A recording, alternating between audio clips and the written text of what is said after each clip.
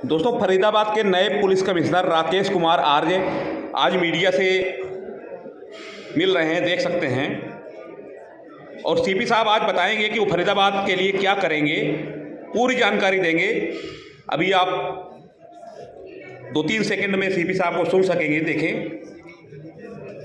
और आपको बता दें कि एक दिन पहले सीपी साहब ने पदभार संभाला था, तब से ही सक्रिय हैं, एक्शन में हैं। देखें क्या बोल रहे हैं सीपी साहब। कोई व्हाट्सएप ग्रुप या कोई ना कोई ऐसा एक मीडियम देंगे जिससे कि आप अपनी बात आगे भी अपने सजेशंस और बात रख सकें, जो कि मेरे तक पहुंचेगी सर्टेनली, डायरेक्टली इनडायरेक्टली, और उन पे हमारा फोकस रहेगा, ध्यान रहेगा, और ज़रूर उन पे हम काम करेंगे और आपके सहयोग की अपेक्षा हमें रहेगी। Coming to the priorities as one of you has already pointed out, देखिए जैसा कि आप जानते हैं कि पुलिस का सबसे पहला काम क्राइम का प्रिवेंशन और उसका डिटेक्शन है। तो ये इस प्रायोरिटी से कोई भी मैं भी सभी लोगों की प्रायोरिटी हमारे पुलिस अधिकारियों की होती है। तो क्राइम के पॉइंट ऑफ व्यू से फरीदाबाद जो कमिश्नरेट है या ज़िला है, बहुत ही सेंसिटिव है। 3-4 स्टेट के हमारे बॉर्डर, दिल्ली का, इधर यूपी का बॉर्डर लगता है, उधर गुड़गांव से, इधर साउथ हरियाणा से। तो उस संवेदनशीलता को ध्यान में रखते हुए हम लोगों ने सीलिंग प्लान ऑलरेडी बने हुए हैं, उसको हम रिवाइज करेंगे। वो हमारी प्रायोरिटी रहेगी। दूसरा, पब्लिक कंप्लेन जो है, जो ग्रीवेंस रिड्रेसल, वो सबसे बड़ी हमारी प्रायोरिटी रहेगी कि लोगों की सुनवाई अच्छे से हो, उनके साथ अच्छा व्यवहार किया जाए पुलिस स्टेशन में।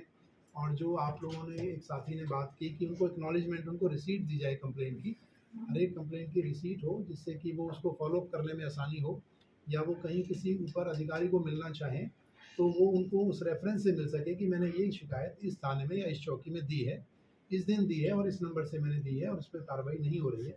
जिससे कि जो भी हमारे सुपरवाइजरी ऑफिसर्स हैं उसको टेकअप करके और उसको फिर सुपरवाइज कर सकें और उसमें जो भी आवश्यक कार्रवाई है वो सुनिश्चित करा सकें।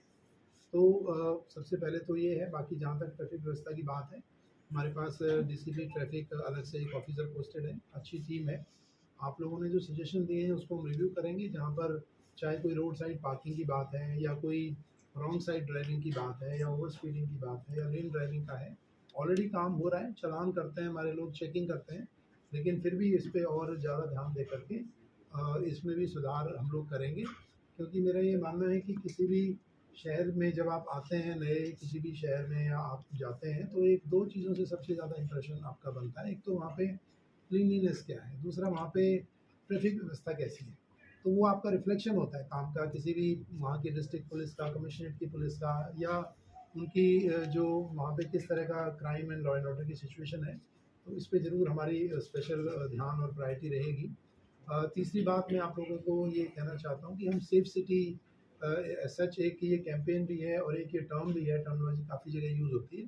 तो हम सेफ सिटी में, जिसमें कि महिलाओं की सुरक्षा की बात है, बच्चों की सुरक्षा की बात है, बड़े बुजुर्गों की सुरक्षा की बात है, तो उस पर भी हमारा विशेष ध्यान रहेगा और उसके लिए हम विशेष प्रयास करेंगे आप लोगों के सहयोग से। और इसमें हम ये चाहते हैं कि न केवल सेफ्टी रहे, उनकी सुरक्षा रहे, बल्कि सेंस ऑफ सिक्योरिटी उनके पेरेंट्स के मन में भी, और उन बच्चियों के मन में भी, या जो महिलाएं बच्चे हैं उनके मन में भी हो। उनको ये हो कि हमारा बच्चा गया है शाम को या लेट हो गया है आने में, तो वो पूरी तरह से सुरक्षित है और वो सही घर पे पहुंचेगा। और ये एक व्यवस्था थोड़ी सी छोटी सी मेरे मन में है बनाने के लिए, क्योंकि हमारे यहाँ सिटी में अभी भी जो ये ओला उबर है, इस तरह की व्यवस्था मुझे नहीं पता कितनी ये लोग एक्टिव है, नहीं है।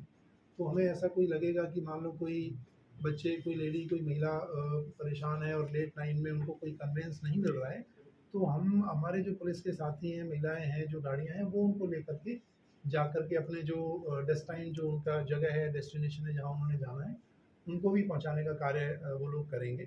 जिससे कि उनको ये रहे कि भी मान लो कोई ऐसी बेटी हमारी, बहन हमारी हो सकती है जिसके घर में कोई उसको लेकर के आने वाला लेट हो जाए, तो कोई भाई नहीं है, जेंट्स नहीं है, उनको पब्लिक ट्रांसपोर्ट लेने में उसका टाइम नहीं है, और ऑटो वो सब लेने में कोई डर लगता है, तो वो हम इस तरह की व्यवस्था यहाँ पर बनाएंगे जिससे कि उनको वो ले जा करके सुरक्षित घर में पहुँचा करके और ये कहें कि हाँ जी, जो आपका बच्चा घर पे आ गया, सुरक्षित है।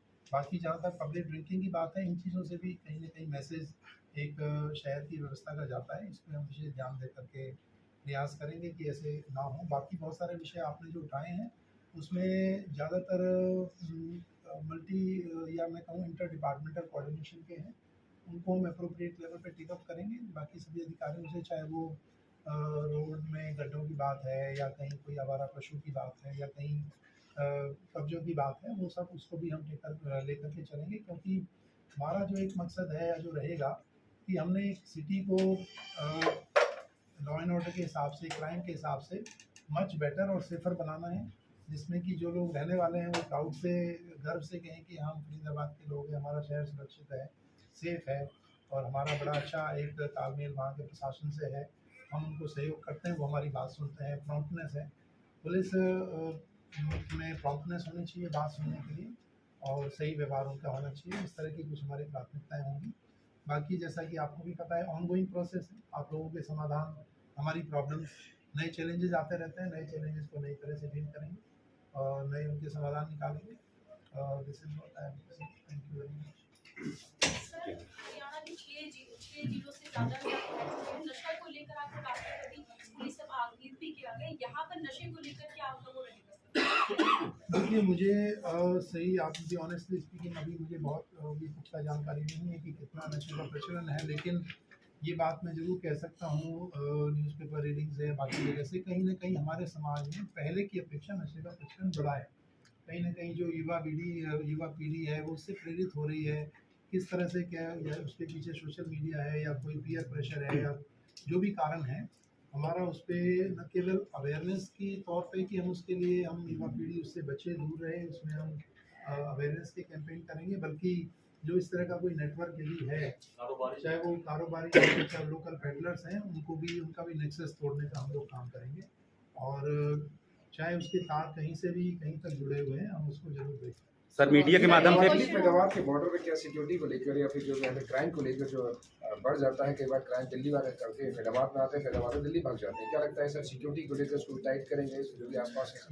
देखिए, आपने जो इशू रेज किया था कि हमेशा जो बॉर्डर होता है, चाहे वो इंटर डिस्ट्रिक्ट बॉर्डर हो चाहे इंटर स्टेट बॉर्डर हो, उसकी संवेदनशीलता रहती है और वहाँ पे पुलिस की हमेशा मॉनिटरिंग रहती है, नाके लगते हैं समय समय पर, कभी स्पेशल चेकिंग भी होती है, कभी स्पेशल नाके लगते हैं। आजकल टोल प्लाजाज हैं, वहाँ पे सीसीटीवी कैमरेज भी लगे रहते हैं, तो इस पर ज़रूर हमारा विशेष ध्यान रहेगा और कि बॉर्डर्स को हम क्योंकि हमने दोनों चीज़ें देखनी है, उसका बैलेंस बनाना है, लोगों की फ्रीडम भी कटेल ना हो और जो गलत एलिमेंट है, एंटी सोशल एलिमेंट है, उनके ऊपर भी चेक रहे, हमारी नज़र रहे और उनको हम रोक पाएँ, चेक करें। सर मीडिया के माध्यम से साइबर क्राइम जो है लगातार बढ़ता जा रहा है, वो हमें पता है, लेकिन आजकल जो है कसिनो ऑनलाइन गेम बहुत चल रही है और ये जो है ओयो में ही खिलाए जाते हैं ज़्यादातर। ऐसा क्यों सर? ये अभी लेटेस्ट ही जो है 14-15 साल के बच्चे हैं जो ओयो में जाके कसिनो ऑनलाइन गेम खेलते हैं और ओयो वाले जो है उन्हें खिलाते हैं।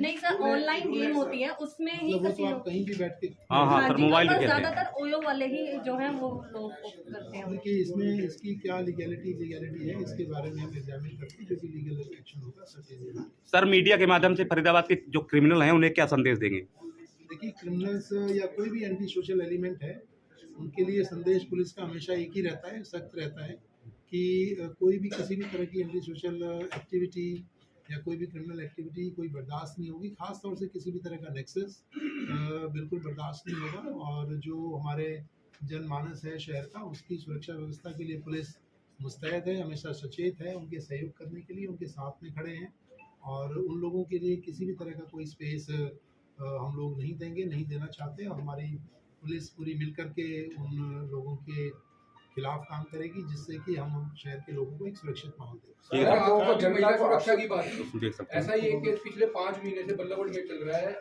एक रेप पीड़िता की जो पहचान है वो उजागर कर दी गई। वो पिछले 5 महीने से पुलिस के लगातार चक्कर काट रही है, लेकिन अभी तक कोई सुनवाई नहीं। जब वो पुलिस में गई तो उसे कहा गया कि आपका तो कोई केस ही नहीं बनता। रेप पीड़िता की पहचान उजागर हुई है।